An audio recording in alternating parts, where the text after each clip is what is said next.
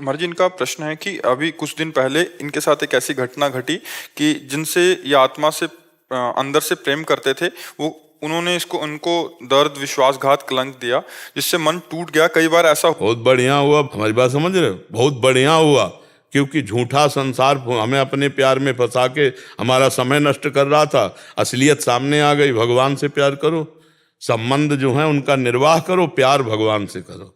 पति पत्नी पुत्र परिवार जितने संबंध हैं ये भगवान ने सेवा दी है गृहस्थी की, खूब अच्छे से प्यार में करो, लेकिन अंतर की प्रीति एकमात्र भगवान में दो।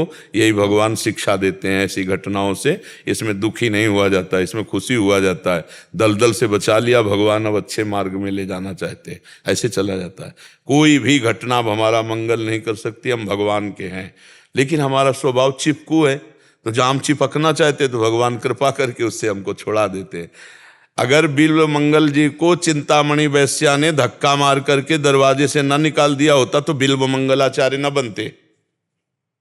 गोस्वामी तुलसीदास जी को अगर उनकी अर्धांगिनी जी ऐसे कठोर वचनों का दान न करती कि जितना तुम चाम से प्यार करते उतना राम से प्यार करते तो तुम महान हो जाते, उसी दिन छोड़ दिया और भगवान में ऐसे लगे कि महाभागवत बन गए। तो ये जो घटनाएं हमारे जीवन में घटती हैं तो हमको एक शिक्षा मिलती है।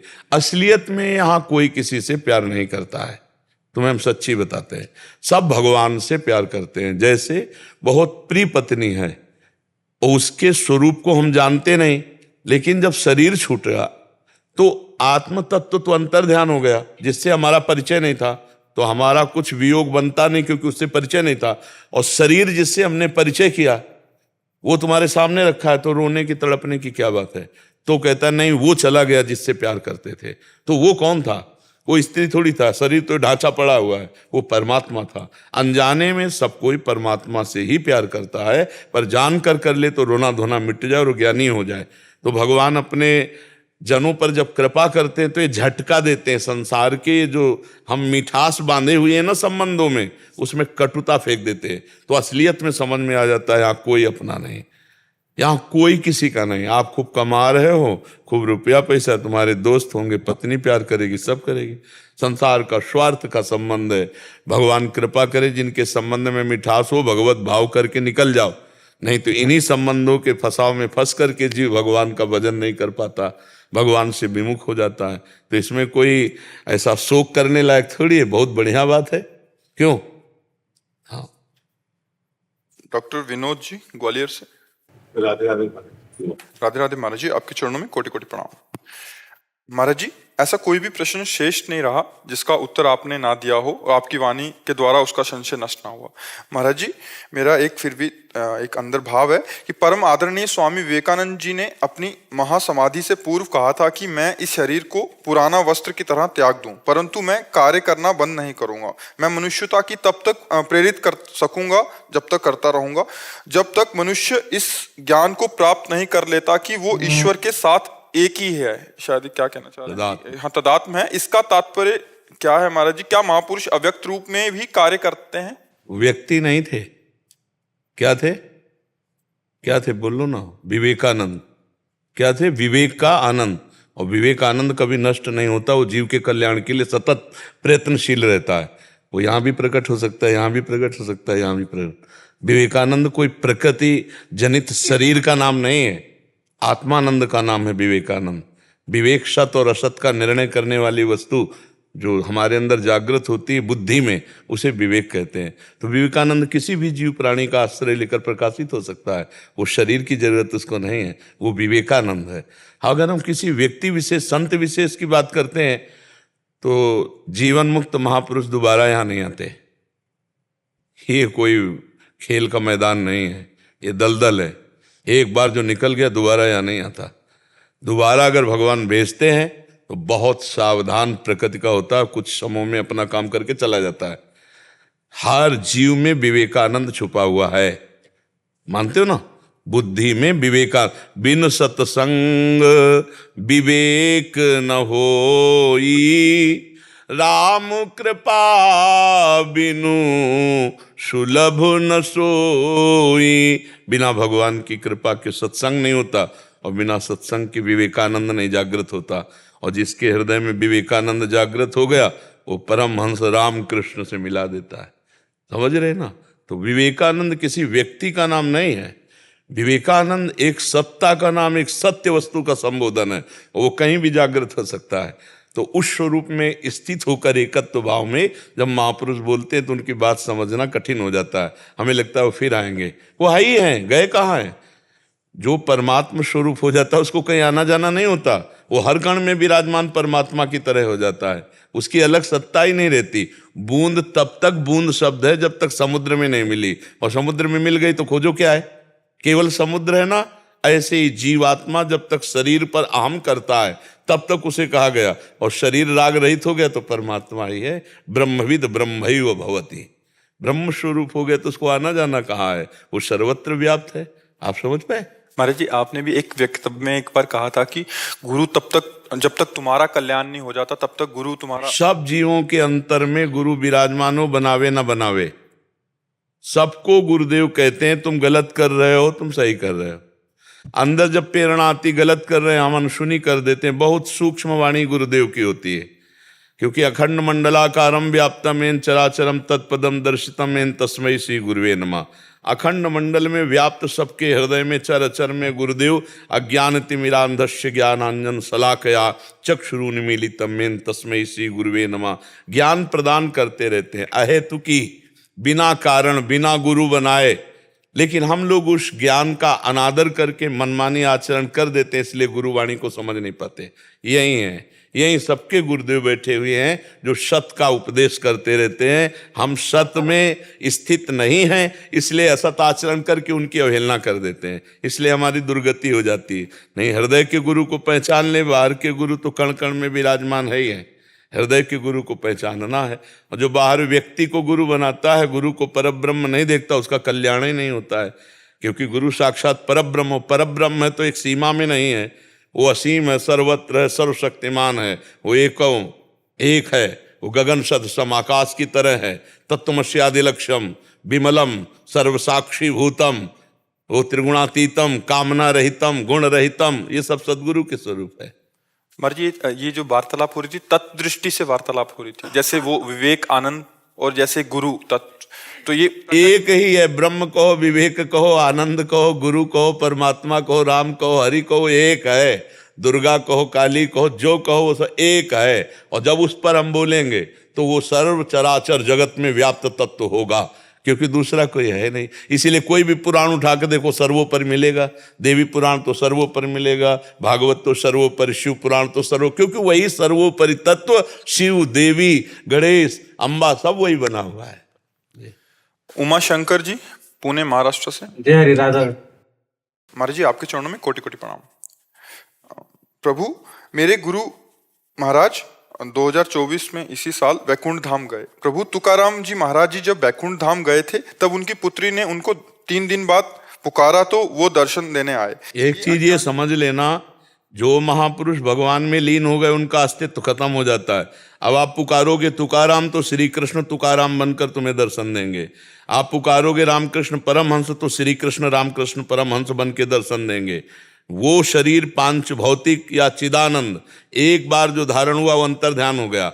अब जो आप आकांक्षा करोगे तो जाकी रही भावना जैसी प्रभु मूर्ति दे, वो प्रभु ही आते हैं, दूसरा कोई नहीं आता। ध्यान रखना, जो भगवत प्राप्त हो गए वो भगवान, और उनमें इतना विभेद नहीं रह जाता, वो भगवान में लीन हो जाते हैं। अब आकांक्षा करोगे कि हमको अमुक संत के दर्शन हो तो भगवान अमुक संत का रूप धारण करके आ जाएंगे। जैसे अभी आकांक्षा की मुझे पत्नी चाहिए तो भगवान पत्नी रूप में है, पहचान लो।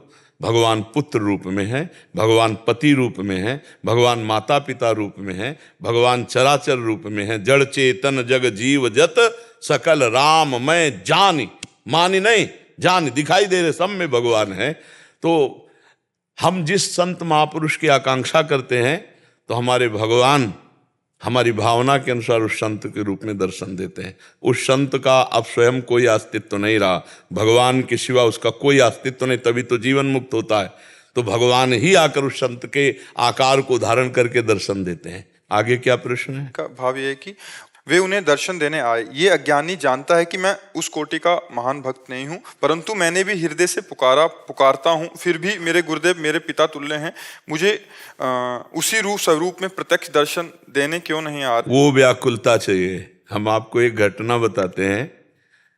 जब हम काशी में थे तो हमें भाई जी की वाणी मिली, भाई जी श्री हनुमान प्रसाद पोद्दार जी।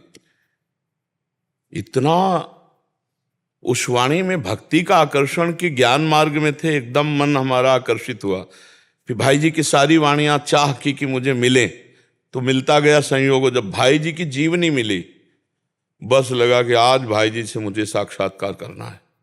भारी व्याकुलता, गंगा का किनारा, एकांत क्षेत्र, बस न खाना न पीना, व्याकुलता।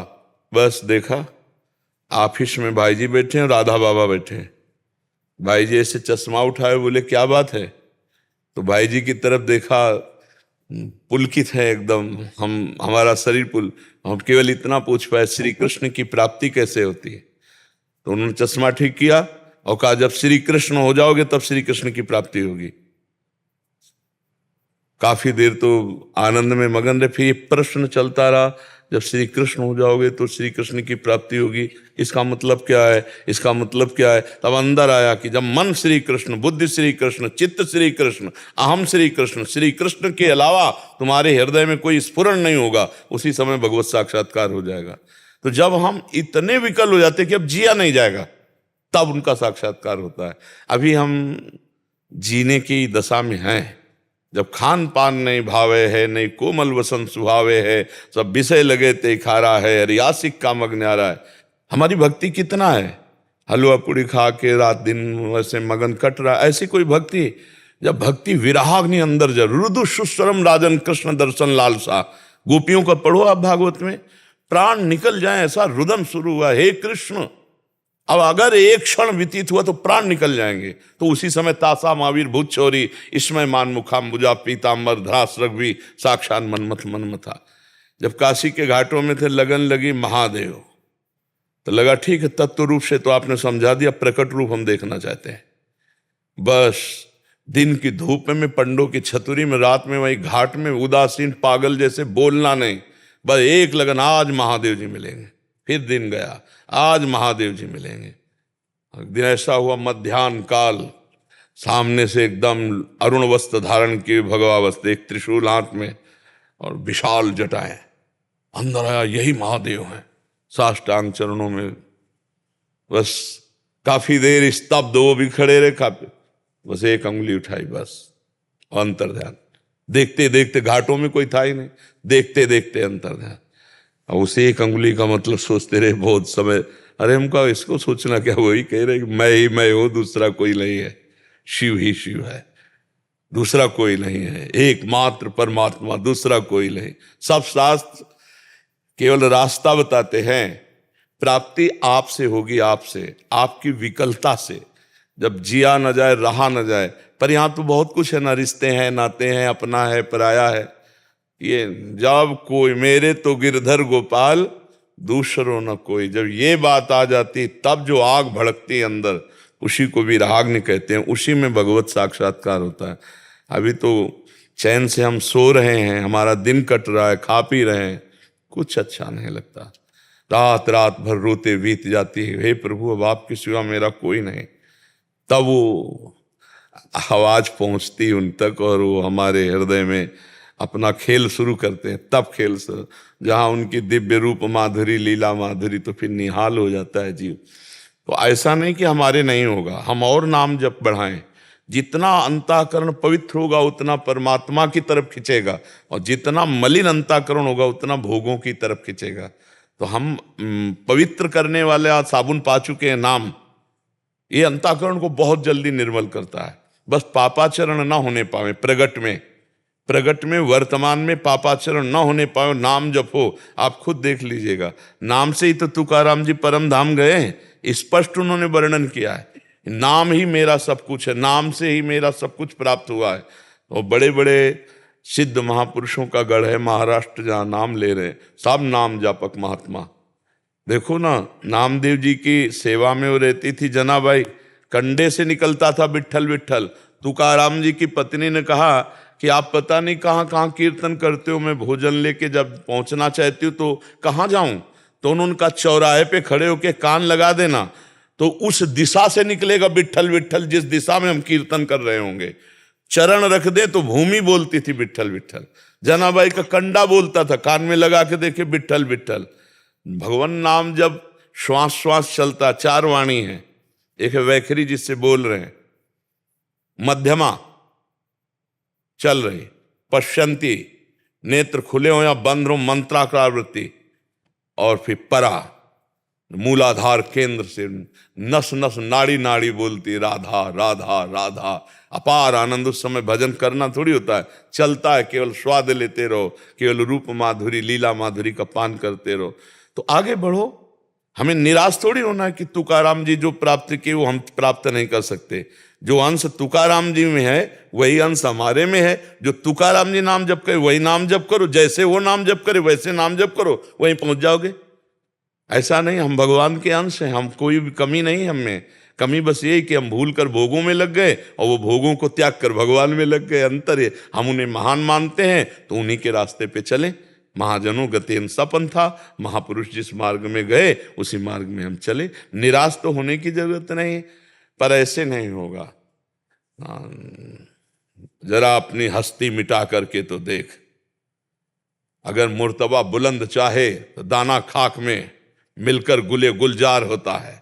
मिटा दे अपनी हस्ती को यदि मुर्तबा चाहे। अगर बुलंद मुर्तबा चाहिए तो मिटा दे अपनी हस्ती को। जीवित मर जाए उलट आप में समा यह है दिलगिरी। सीधी भाषा में, मन मार्या तन बस में कीना, हुआ भरम सब दूर, बाहर से कछ दिखत नाही, अंदर चमके नूर, आपो त्याग जगत में बैठे, नहीं किसी से काम उनमें तो कछु अंतर नाही, संत का चाहे राम। जैसे मुर्दे में कोई कामना नहीं होती, ऐसे संत में कोई कामना नहीं होती। जैसे मुर्दे का कोई मान अपमान नहीं होता, ऐसे संत का कोई मान अपमान नहीं होता। वो सीधा भगवान का स्वरूप होता है। इसलिए हमको उदास नहीं होना, हताश नहीं होना, निराश नहीं होना, पर इतने में नहीं टिक जाना। हमें और बढ़ना है, हमें और भजन बढ़ाना है, हमें और व्याकुलता बढ़ानी, रो रो के प्रभु से प्रार्थना करनी, आओ नाथ, हमारे में तो सामर्थ्य नहीं, पर आओ। तो आएंगे, जब हमारा रुदन असली देखेंगे तो आ जाएंगे। वो अंतर्यामी हृदय की बात जानते हैं। राकेश कुमार जी, प्रयागराज। राधा वल्लभ श्री हरिवंश महाराज जी, आपके चरणों में कोटि कोटि प्रणाम। महाराज जी, मैं एक शिक्षक हूँ। गुरु जी, मैं पिछले 6 महीने से यूट्यूब के माध्यम से आपसे जुड़ा हूँ और आपको गुरु मानकर राधा राधा नाम जप करता हूँ। गुरु माना जाता है उनकी बात को, शरीरों को न मानो। गुरु की बात माने, चल दिया, परमार्थ पुष्ट हो जाएगा। आपका भाव है आप गुरु मानो, आपका भाव है आप चेला मानो, आपका मन है संत मानो, आपको मानो असंत मानो, आपकी भावना है। आप जो बात सुने उसको स्वीकार करो, बस उसी से कल्याण होगा और कुछ कल्याण नहीं हो। गुरु चेला मानने से कल्याण नहीं होता। हमारी बात है कि बात मानो और भगवान के मार्ग में चल दो। हाँ, एक आचार्य परंपरा जो हमें गुरु मंत्र मिला, जो उपासना मिली, अगर आप उस मार्ग पे चलना चाहते हो वो ले लो और चलो, लेकिन उस पे लगो जो हम तुम्हें दे रहे हैं, हम पे नहीं ले। हम पे लगने से बात नहीं। हमारा आज शरीर है, कल छूट जाएगा, आप फिर कहोगे गुरु मर गए।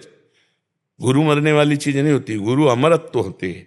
वो उनके जो वचन निकले, जो शास्त्र सम्मत बात निकली, हम वो मानते हैं और चल देते हैं। हमें उनको बताना भी नहीं कि आपको हम गुरु मानते हैं, ये ऐसा मार्ग है। हमें बताना भी नहीं कि आपको गुरु मानते हैं। एक शब्द निकला राधा, पकड़ लिया, खत्म खेल। सत्संग सुन रहे, चुप, उठे, चले गए, अपने मार्ग में चल रहे हैं। तो देख लो, हमसे कहो या ना कहो, तुम्हारे दिमाग में हम छा जाएंगे। तुम्हारे दिमाग में गुरु छा जाएगा और आपको लगेगा हर समय मुझे गुरु सानिध्य। और बाहरी बातें कह देने से उसका महत्व खत्म हो जाता है। आप हमारे गुरु हैं, हम आपको गुरु मानते हैं, आपको भगवान मानते हैं, आपको प्राण मानते, कहते क्यों हो? अंदर उसको चुपचाप रखो और अपने मार्ग में चलते रहो। बताने की अगर गुरु सर्वज्ञ है तो बताने की जरूरत नहीं। सर्वज्ञ नहीं तो मनुष्य से क्या संबंध करना? वैसे ही हजारों संबंध मनुष्यों से है, तो मनुष्य से संबंध क्या करना? और अगर गुरु भगवान है तो सर्वज्ञ, वो जानता है कि हम उसको कितना प्यार करते हैं, कितना भजन करते हैं। स्वामी गगन गिरी जी महाराज।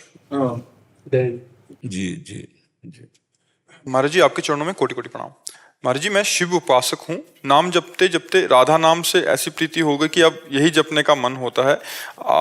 महाराज जी, हम मेरा आगे का मार्ग प्रशस्त करें कि जा पर कृपा न करें पुरारी, शो न पाओ मुनि भगति हमारी। रामचंद्र जी भगवान कह रहे, श्री हरि जी। तो भगवान शंकर वैष्णवाचार्य हैं, जब हम भगवान शंकर की आराधना की तो वो जब प्रसन्न होते हैं, जैसे आप मांग करो तो वही देंगे, लेकिन जब आप उनके ऊपर छोड़ दिए तो फिर वो प्रेम देंगे। और उनका प्रेम स्वरूप है प्रिया प्रीतम, वही है, तत्व एक ही है। उनका अपना प्रेम स्वरूप है श्यामा श्याम। तो भेज दिया, जैसे हम काशी के ही अनन्य थे विश्वनाथ जी के, और भेज दिया, पूरी उपासना दे दी। तो जब हमारे अंदर राधा नाम चल रहा है तो हमें मानना चाहिए शिव भगवान की विशेष कृपा है। आगे का मार्ग वो खुद खोल देंगे। अगर आप प्रयास करेंगे तो आपको रहेगा मैंने छोड़ा और पकड़ा, आप ऐसे रहेंगे, आप ऐसे रहेंगे, तो पूरा मार्ग दे देंगे, पूरा मार्ग। भगवा वस्त्र पहनते थे, सन्यासी थे, त्रिपुंड लगाकर काशी में, पूरा सब बदल दिया। हम कहीं नहीं है, भगवान का खेल है, वो ऐसे करते चले आ रहे। तो हम ऐसे जब रहेंगे ना तो हमको चला देंगे। नरसिंह मेहता जी पर भगवान शिव प्रसन्न हुए, सीधे रास में ले गए। तो शिव की कृपा से ही हरि भक्ति होती है। हरि शिव दो नहीं है, वो केवल खेल के लिए दो हैं, बकाया वो एक ही है। तो हम शिव आराधना कर रहे हैं, हमारा हरि प्रेम बढ़े, राधा प्रेम बढ़े, तो ये भगवान शंकर की कृपा माननी चाहिए। आगे क्या करना है उन्हीं के इशारे के लिए रुक रहे हैं। जब अंदर व्याकुलता पैदा होगी तो समझ लेना इशारा दे रहे हैं हमको अपने मार्ग में लेने का। तो बस जिस मार्ग में जहाँ इशारा दे दे वहीं टूट पड़ना चाहिए। हमने इस मार्ग में अपनी तरफ से कदम नहीं रखा, बहुत कट्टर स्वभाव के थे। भगवान शिव का स्पष्ट आदेश और ऐसा चमत्कार पूर्ण परिवर्तन कि अंतर का विषय होता है, तभी उनका सारा खेल। हम अपनी तरफ से कभी किसी को कि इस मार्ग में जाना है, मुझे ग्रंथ पढ़ें या संतों से मिलें, सत्संग करें फिर चलें, मतलब यहाँ वृंदावन के नहीं, वो सत्संग काशी वाला वेदांत का था। अपनी ध्वनि में अचानक भागवतिक मोड़ होता है, और मोड़ होकर के ऐसा परिवर्तन होता है कि भगवान शंकर की कृपा से प्रिया प्रीतम के चरणों की दास्ता और उपासना मिल जाती है। तो ऐसे रहने में बड़ा सुख है। अपनी तरफ से सोच विचार करेंगे तो कहीं अहम से त्रुटि न हो जाए, भगवद आश्रित रहे, वही मार्ग प्रशस्त कर देंगे। और आप जी सपने में आए थे और बोले कि वृंदावन आइए आप जी। हाँ, तो भगवान ही प्रेरणा करते हैं। आपको जब ऐसा लगे कि मेरे जीवन का निश्चय प्रिया प्रीतम के चरणों की तरफ जाना है तो फिर आप हमसे बात कीजिएगा। पहले आप देखें अंदर निश्चय। देखो ये खिलवाड़ नहीं है कि 4 दिन इधर 4 दिन उधर, 4 दिन श्रद्धा 4 दिन अश्रद्धा। जैसे चल रहे हो वैसे चलो। जब ये निश्चय हो जाए कि अब हमारे प्राण प्रिया प्रीतम को समर्पित है, मैं एक नीच दास जैसा जीवन व्यतीत करना चाहता हूं। तृणादपि सुनीचेन तरोरिव सहिष्णुना अमानिना मान देन कीर्तनी या सदा हरि। तृण से अपने को नीच, अपने को तृण से भी छोटा, तब इस प्रेम मार्ग में प्रेम गलियति सांकरी तामे दो न समाए। अहंकार मैं ये नहीं समा सकता। जब मैं था तब हरि नहीं, अब हरि है मैं नाए। 2 सांकरी गली में 2 नहीं जा सकते, मैं और हरि। तो इसलिए मैं को मिटाना होता है। तृणादपि सुनीचेन, तृण से भी अपने को नीचा समझना। तो अभी चलो, अभी पक्का कहो, सत्संग सुनो, हृदय की व्याकुलता देखो किधर है, फिर वो रास्ता मिल जाएगा। जी। डॉक्टर नीलेश जी। राधे राधे। राधा वल्लभ श्री हरिवंश महाराज जी। महाराज जी, यहाँ पे आपकी जैसी एक तक दिनचर्या है होती है, आप जो साधकों को भी दिनचर्या बताते हो, तो निकुंज में भी कैसी दिनचर्या होती होगी महाराज? वहां तो देखते देखते कल्प व्यतीत हो जाते हैं, केवल देखते देखते कल्प व्यतीत हो जाते हैं। निकुंज का समय और यहाँ के समय का मतलब समझते हो? इसे कहते हैं निमिष। भगवान का निमिष और ब्रह्मा की 2 परार्धायु खत्म। एक बार एक कथा आती है, अगर भागवत की सुना हो। रेवत जी अपनी पुत्री रेवती को लेकर के बड़े परेशान थे कि कौन दूल्हा है हमारी पुत्री का। तो कई राजकुमार देखे, तो उनको इतने तपस्वी थे कि पुत्री को लेकर सीधे ब्रह्मलोक पहुंच गए।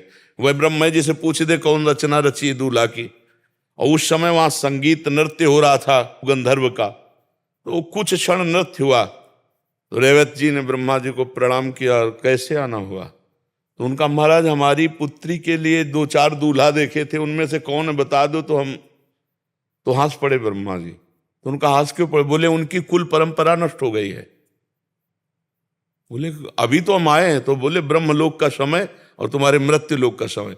ब्रह्मलोक में एक कमल की पंखुड़ी लेकर ऐसे छेदी जाती है तो यहाँ का 1 वर्ष हो जाता है। जैसे अपने उत्तरायण दक्षिणायन देवताओं के 1 दिन। कितनी आयु, बहुत छोटी आयु है। भगवान का निमिष और ब्रह्मा की 2 परार्ध आयु। तो हमारे प्रिया प्रीतम देखकर मुस्कुराए, इतने में कल्प व्यतीत हो जाते हैं। तो यहाँ की दिनचर्या कैसे चलेगी मंगला से? ये तो हम मनुष्य हैं, हमारे 8 पैर हैं, तो 8 पैर भगवान में जोड़ने के लिए अष्टयाम सेवा बताई गई। समझ पा रहे आप? कमल भगत जी, जम्मू कश्मीर से। श्री हरिवंश महाराज जी। महाराज जी कह रहे हैं कि इनकी माँ ने आज से 15 साल पहले शरीर को नष्ट कर लिया था।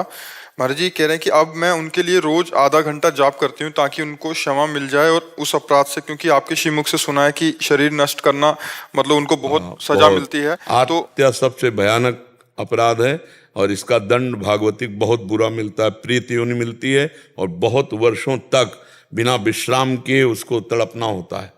इसलिए आप ऐसे खिलवाड़ न समझे, जैसे लोग फेल हो जाते हैं, हार जाते हैं, व्यापार आदि में असफल हो जाते हैं, बोले वहाँ 5 स्टार होटल है क्या, आत्महत्या करके जाओगे कि तुम्हारा स्वागत होगा। बहुत बुरा दुर्गति होती है। आत्महत्या कभी नहीं करनी चाहिए, हर दंड भोग लेना चाहिए, आत्महत्या नहीं करनी चाहिए। सो जो न तरे भव सागर अस समाज नर पाए, स्वति निंदक मंदमति आत्महनन गति जाए।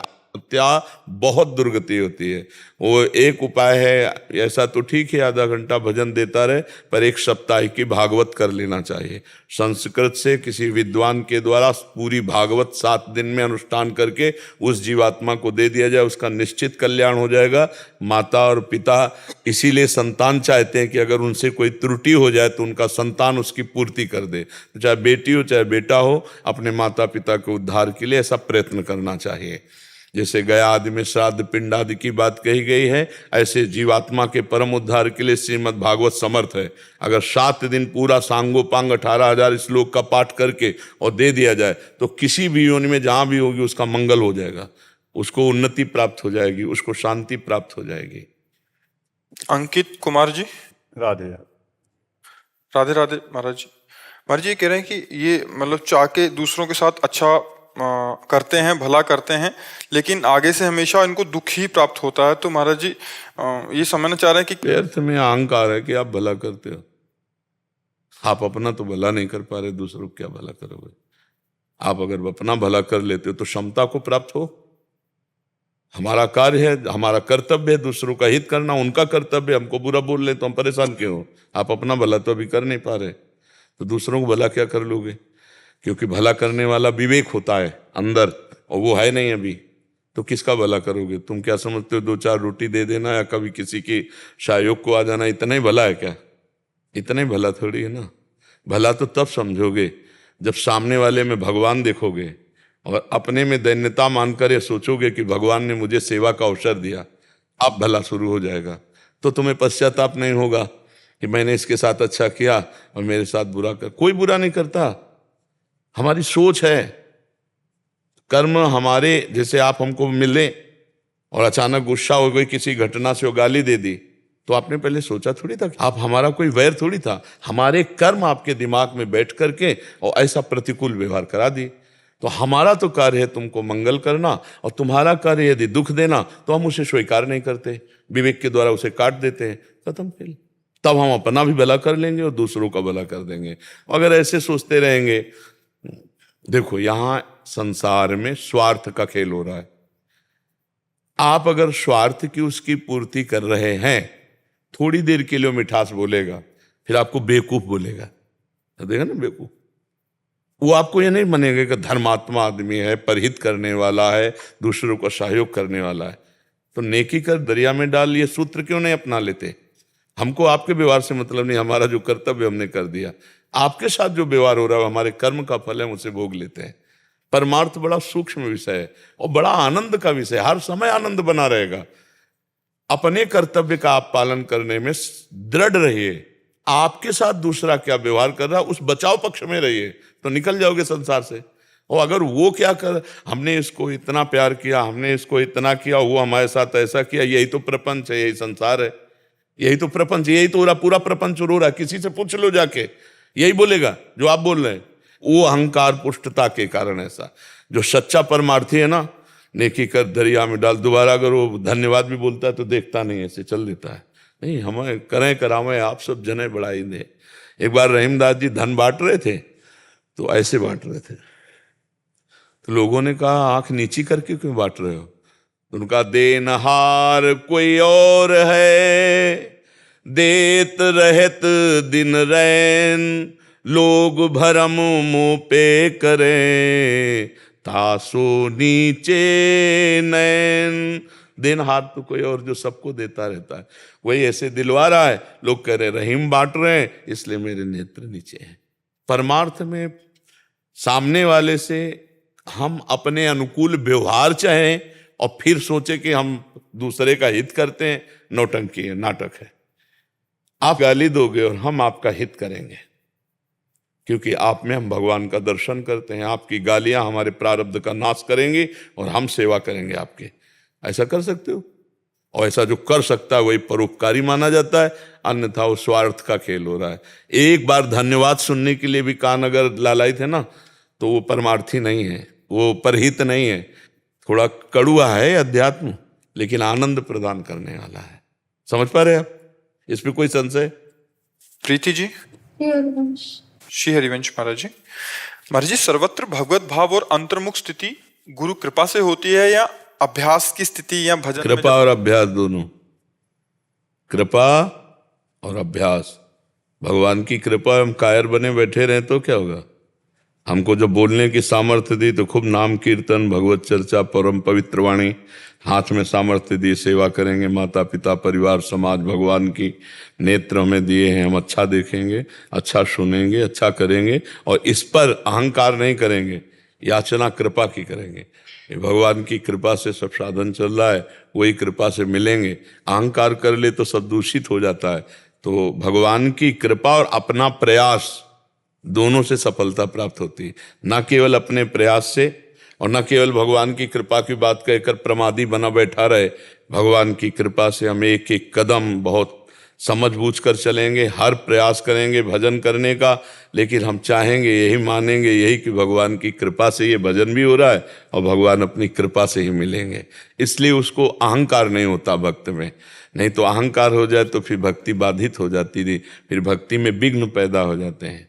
जी। अपूर्व गर्ग जी सोनीपत से। राधा वल्लभ श्री हरिवंश महाराज जी। महाराज जी, मेरा प्रश्न है कि संतों से मिलना और उनसे प्रश्न करने की बहुत रुचि होती है, पर उन बातों को जीवन में उतारने की उतनी रुचि नहीं। तो फायदा क्या हुआ? ये तो बकवास ही हुआ ना। नायमात्मा प्रवचने न लभ्या न मेधया न बहुना सुरते न। बहुत सुनने वाले को भगवत प्राप्ति नहीं होती, बहुत बोलने वाले को भगवत प्राप्ति नहीं होती, बहुत बुद्धिमान को भगवत प्राप्ति नहीं होती। जो चलता है उसे भगवत प्राप्ति होती है, जो मानता है उसे भगवत प्राप्ति होती है। एक बात सुने और मान लिए तो बात बन गई। 1000 बात सुने सब वो दिमाग में दूसरे को सुना के आप अपने को विद्वान साबित कर सकते हैं, लेकिन परमार्थ थोड़ी प्राप्त कर सकते हैं। तो ये मार्ग सुनने वाला, समझने वाला और चलने वाला तब पूर्ण होता है। वही गुणाक्षर न्याय, जो बात को सुना, उसी का मनन किया, उसी पे चल दिया, तो उस दिव्य परमात्मा प्राप्ति की जो सद्गुण है, जो महिमा है, उसको प्राप्त कर लिया। सुन के चलने वाला भगवत प्राप्ति करता है। सुनने वाले तो बहुत हजारों हैं। सुन के चल दे भगवान के मार्ग में तो भगवान रास्ता आगे आगे खुद गुरु रूप में दिखाते जाते हैं। सबके गुरु भगवान है। एक चोर था गोवर्धन डाकू, बहुत नामी डाकू था। बिल्कुल सरल उदाहरण में तुम्हें बताया है। तो एक दिन राज कर्मचारियों ने उसका पीछा किया और वो भागा, घोड़ा भी छोड़ दिया, पैदल भागा। तो एक जगह देखा बहुत सत्संग हो रहा था, कथा हो रही थी। पंडित परशुराम जी महाराज कथा कर रहे थे, करमैती बाई के पिता। ये प्रमाणित कथा हम आपको बता रहे। तो उस सभा में घुस गया तो राज कर्मचारी आए, सोचा सभा में चोर कैसे हो सकता है, यहां तो चोर घुसने का अब उसको पाया ही नहीं। जब कथा 2-3 घंटे बाद समाप्त हुई तो कथा का प्रसंग चल रहा था। वृंदावन में श्री बांके बिहारी लाल को आज यशोदा मैया ने सोने की करधनी, सोना, वो तो चोर आदमी, करधनी सोने की। भगवान श्री कृष्ण चंद्र जी को बाके बिहारी को कह के पुकार। 8 वर्ष की अवस्था है, मैया ने सोने की लकुट दी, सोने का, अरे इतना माल एक साधारण, और गाय चराने अपने सखाओं के साथ जा रहे हैं। कथा समाप्त हुई, नजदीक पहुंचा, चाकू निकाली, पंडित परशुराम जी के गले में लगाई, पता लिखो। ये जो इतना धनी बालक का वर्णन कर रहे थे, पता लिखो। उन्होंने देखा तो उनका डाकू है जो मेरा नाम सुन करके भयभीत हो जाते हैं, हमारा नाम गोवर्धन डाकू है। कहा भैया इतनी तुम्हें जल्दीबाजी क्या है? बोले पता लिखो। केवल कहा? बोले मथुरा क्षेत्र वृंदावन, बाप का नाम नंद बाबा, कन्हैया, गाय चराना। पर सुनो, तुम्हारे जैसे डाकू उसको चोरी नहीं कर सकते, बहुत नटनागर, बहुत प्रवीण बालक है वो। तो उन्होंने कहा तुम हमको ऐसा समझते हो, अकेले अकेले राजाओं के महलों को लूट लिया है। बोले फिर भी नहीं लूट सकते, बहुत प्रवीण है। तो उनका कसम खाता हूं, जब तक उसे लूट नहीं लूंगा तब तक पानी नहीं पीऊंगा। परशुराम जी ने सोचा भगवान की अपार कृपा इसके ऊपर, पता नहीं क्या लीला होने वाली इसके ऊपर। उन्होंने कहा सुनो, हमारी तरफ से माखन मिश्री ले लो, जब तुम्हारा बस ना चले तब माखन मिश्री उसे खवा देना। हाँ ये बात भी ठीक है, बच्चा है, फुसला के काम चल जाए तो मारना काहे को पड़ेगा। माखन मिश्री फेंट में बांधी और कहा कसम खाता हूं जब तक उसे लूट नहीं लूंगा तब तक मैं पानी नहीं पीऊंगा। पर नाम क्या बताया तुमने? इतना बड़ा नाम तो? बोले श्याम सुंदर। श्याम सुंदर, श्याम सुंदर, वृंदावन, गाय चराना, श्याम सुंदर। अब भगवान का चिंतन बनने लगा, देखो चिंतन बनने लगा। अब वो पैदल चल करके आया। अब एकांत में जहां गाय चरते तो पूछते श्याम सुंदर की गौएं कौन है? बोले सबे हैं, ये ब्रजमंडल है, हर गौशाला भगवान के नाम की है। नहीं, बोले वो जो यशोदा मैया ने श्रृंगार करके चराने में, बोले वो तो कथा में लिखा है, प्रकट में थोड़ी अब रह गया। अरे बोले नहीं, पंडित जी झूठ नहीं बोल सकते। हम लोग चोर डाकू झूठ बोल सकते हैं, पंडित थोड़ी झूठ बोल सकते हैं। भगवान तो है ना, वो अपने भगवान को मतलब श्याम सुंदर है ना। अब एकांत में विकल हो गया और कहा अगर कोई ईश्वर है तो मुझे श्याम सुंदर से मिला दे, क्योंकि मैंने कसम खाया है बिना लूटे पानी नहीं पिएंगे। इतने में आवाज आई एक ग्वारिया पर, ए श्याम सुंदर तुम्हारी गाय इधर जा रही। अरे दौड़ा उधर, देखा कमर में हाथ रखे, न जाने कौन से गुण पर दयाली दिए जाते हैं, पीतांबर की फेट, वैसे ही श्रृंगार जैसा पंडित जी ने वर्णन किया था।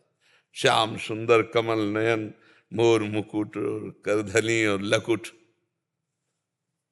उसने हर चाकू निकाली, हर सखा को, वो सब सखा दिव्य, वो गायें दिव्य भगवान ने प्रकट की थी। सब सखाओं का भाग जाओ नहीं मार डालेंगे। भगवान ने इशारा किया कि जाओ इसको हमें एकांत में निहाल करना है। बोले हाँ बोल रहे। बोले तू डरता ले क्या? बोले अब काल से भी नहीं डरते, तेरे से क्या डरना है। बोले मेरा नाम नहीं सुना होगा इसलिए तू डरेगा। अभी मेरा नाम गोवर्धन डाकू, तो वो गोवर्धन ही तो नाम है ना, मेरा नाम गोवर्धन धारी है। भगवान उससे जब वार्ता कर रहे हैं तो उसका जीवत्व तो नष्ट हो रहा है, अज्ञान नष्ट हो रहा है। उन्होंने देखा बड़ा प्रवीण पंडित जी कह रहे थे माखन मिश्री खवा के काम कर ले। बोले सुनो, भगवान ने कहा अच्छा ऐसा प्यार करते हो? बोले प्यार के लिए नहीं, ये सोना चांदी जो पहले ये उतराले के लिए। भगवान ने कहा ये तो वैसे ही उतार देंगे, लाओ तुम्हारा। माखन मिश्री खाई और कहा थोड़ा तुम खाओ। और जे भी भगवान ने चखाया उससे भगवत अज्ञान हो गया। अब भगवान को साष्टांग दंड, प्रभु प्रभु। एक बात सुनी कि कन्हैया गौएं चरा रहा है, चल पड़ा, कसम खा ली तो भगवान मिल गए। यहाँ जीवन व्यतीत हुआ जाता है, हलवा पूड़ी खा करके दिनचर्या का बैलेंस बनाते रहते हैं तो भगवान कहाँ मिले। जब भूख प्यास सहकर केवल भगवान के दर्शन के लिए, तो भगवान उसी समय प्राप्त हो जाते हैं। हम लोग सुनते बहुत हैं, समझदार बहुत हैं, नहीं करना चाहिए ये भी जानते हैं, लेकिन भजन ना होने के कारण हम उसको उतार नहीं पाते हैं।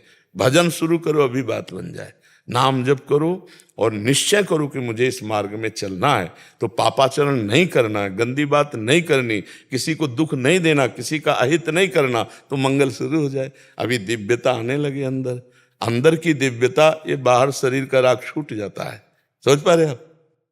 और सबकी दीपावली मंगलमय हो, खूब नाम जप करो, कोई नशा मत करो, पराई माता बहनों की तरफ गंदी दृष्टि मत देखो, समाज एकदम प्रिय आनंदमय जीवन व्यतीत हो। बढ़िया भोग लगाओ, ठाकुर जी का कीर्तन करो, खाओ पियो, सुखमय जीवन व्यतीत करो, दीपक जलाओ, भगवान की आराधना करो, अंदर ज्ञान का दीपक, बाहर जो है घी आदि का दीपक जला के भगवान की आराधना। कोई नशा न करे, लड़ाई झगड़ा नहीं, और जुआ न खेले। ये नहीं होता दीपावली में खेलेंगे।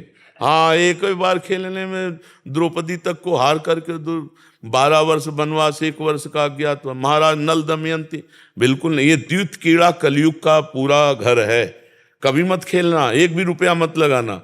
जीवन की बाजी प्रभु के हाथ दे दो और नाम जप करो, नाम कीर्तन करो, मंगल हो जाए। महाराज जी उनके लिए जो कहते हैं कि होली दिवाली तो चलता है, नहीं, गलत काम नहीं, गलत काम ना होली चलता है ना दिवाली चलता है। गलत काम क्यों करे? जब हम रोज नहीं करते तो होली दिवाली तो पवित्र उत्सव है, इनमें हम आनंद लेंगे। व्यसन करना ये गलत बात है, ये कोई सूत्र नहीं है शास्त्र का कि होली दिवाली में छूट है? होली दिवाली में किसी की बहन बेटी छेड़ोगे, कानून तुम्हें पकड़ेगा तो लठिया करके तुम्हें जेल भेज देगा। होली दिवाली के कारण थोड़ी छोड़ देगा कि आज होली दिवाली थी इसलिए छूट गए। नहीं, गंदे आचरण बिल्कुल त्याग। कृपा करके आप हमारे पास आए हैं तो कोई नशा न करें, कोई ऐसे गंदे आचरण न करें, आपका जीवन मंगलमय हो, स्वस्थ रहें, भगवान का स्मरण करके भगवान को प्राप्त करें, यही मनुष्य जीवन का लाभ है।